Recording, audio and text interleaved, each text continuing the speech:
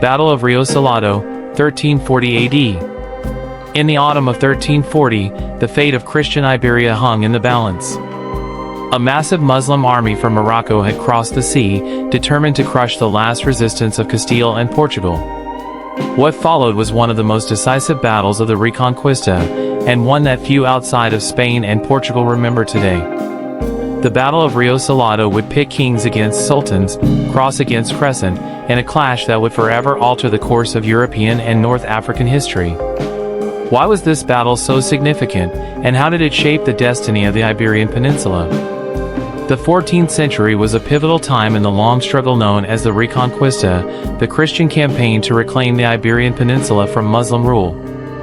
For over 600 years, since the Umayyad conquest in 711 AD, Muslims had dominated large parts of the peninsula.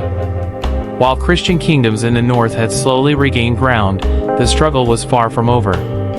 By the early 1300s, the Muslim presence in Iberia had been reduced mainly to the Emirate of Granada, a tributary state of the powerful Marinid Sultanate of Morocco. The Marinids, unlike the earlier Almohads and Almoravids, were the last major Muslim power to intervene decisively in Iberia. In 1333, the Marinid Sultan Abu al-Hasan Ali ibn Othman launched a significant campaign, seizing Gibraltar with support from Granada. This strategic stronghold gave Muslim forces a critical foothold. Christian kings Alfonso XI of Castile and Afonso IV of Portugal recognized the looming threat. If the Marinids solidified their grip on the south, the Reconquista might be halted, or even reversed. The conflict escalated into a full-blown war, with Muslim forces mobilizing from North Africa and Christian kingdoms preparing for a climactic confrontation. Sultan Abu al-Hasan assembled a vast army and fleet, crossing the Strait of Gibraltar in 1340. The Christian kingdoms responded with rare unity. Even the Pope, Benedict XII, supported the campaign, granting crusading indulgences to those who took up arms. The Muslim coalition included not only the Marinids but also forces from the Emirate of Granada. Their goal, to overwhelm Castile, retake key territories, and potentially drive Christian power out of southern Iberia. Alfonso XI and Afonso IV, aware of the high stakes, gathered their forces at Seville and Jerez. Portuguese knights, Castilian levies, and even military orders like the Knights of Calatrava and Santiago joined the cause. What lay ahead was a battle not only for territory but for the soul of the peninsula. The Battle of Rio Salado.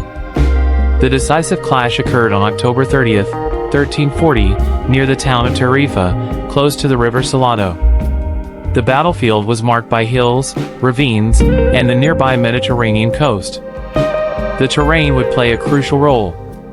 The Muslim army was immense by medieval standards, possibly numbering 60,000 to 70,000 men, including cavalry, archers, infantry, and siege engineers. Sultan Abu al-Hasan positioned his army strategically, with the river at his back and the sea to one side. He hoped to trap the Christian forces in a pincer movement. The Christian coalition, although outnumbered, had two significant advantages: coordination and morale. Alfonso XI took overall command, while Afonso IV led the Portuguese contingent. Their plan was a coordinated two-pronged assault, with the Portuguese attacking the Marinid flank while the Castilians pressed the Granadan troops. At dawn, the Christians advanced. The Portuguese moved along the coastal road, clashing with the Marinid left wing. Meanwhile, Castilian knights led a ferocious cavalry charge directly into the Granadan center.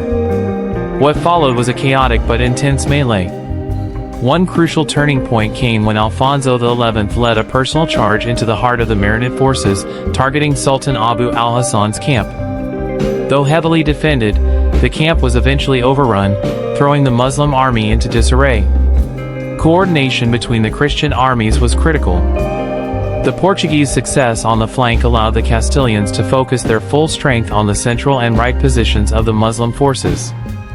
Panic began to spread in the Marinid ranks as supplies were captured and key leaders were either killed or fled.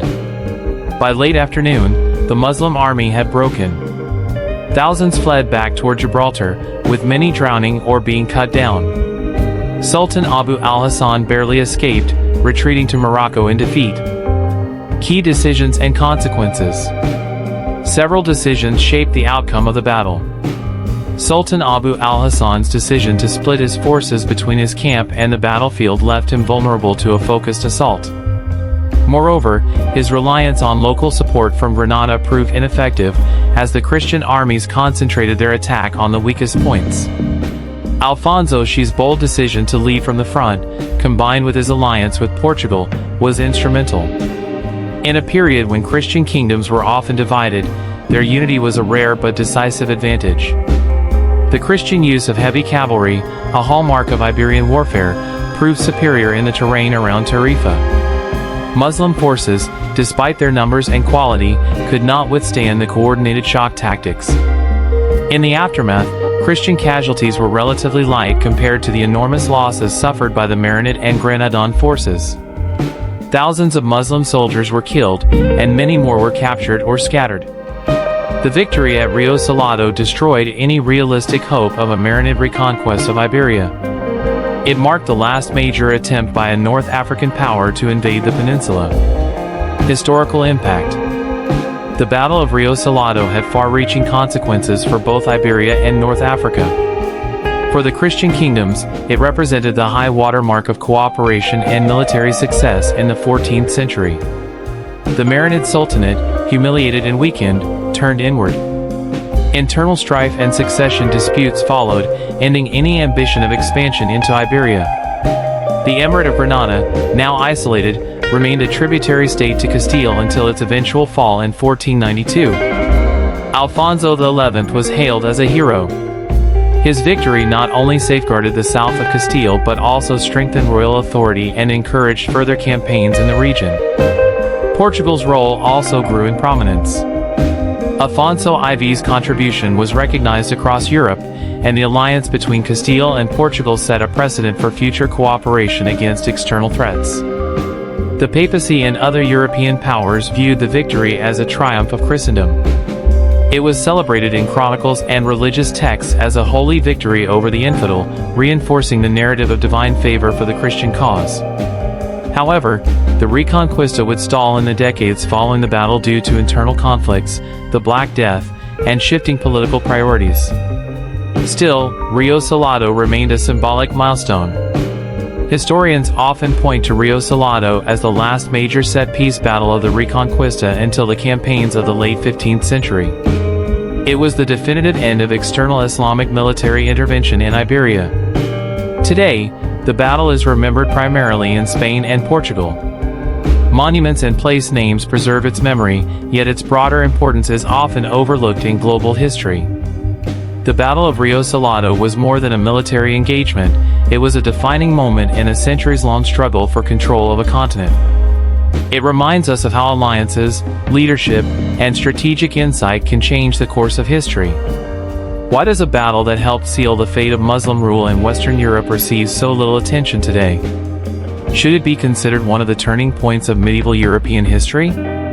If you found this historical breakdown enlightening, please like, subscribe, and share your thoughts in the comments. What other forgotten battles deserve to be brought back into the spotlight? Next up, Battle of Itastavisco, 16 AD, where Rome faced the Germanic tribes in a deadly forest encounter. Don't miss it.